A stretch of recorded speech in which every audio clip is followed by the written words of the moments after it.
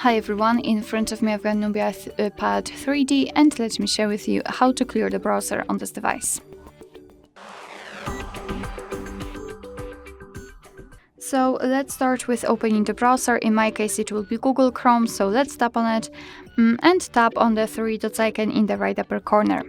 We can either tap on Clear Browsing Data to quickly remove some basic browsing history outside like cookies and site data and cached images and files, and also the visited websites history.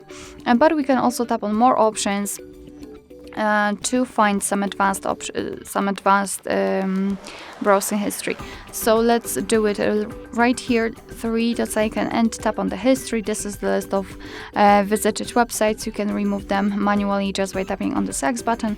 You can also tap on Clear Browsing Data. Here we've got the basic options, which are removable with the first way, and the second section with advanced browsing data like saved passwords, autofill from data, and site settings. So if you want to remove something, make sure that it is marked. I will remove everything. We can also change the time range from last hour to, for example, last 4 weeks or all time, up to you.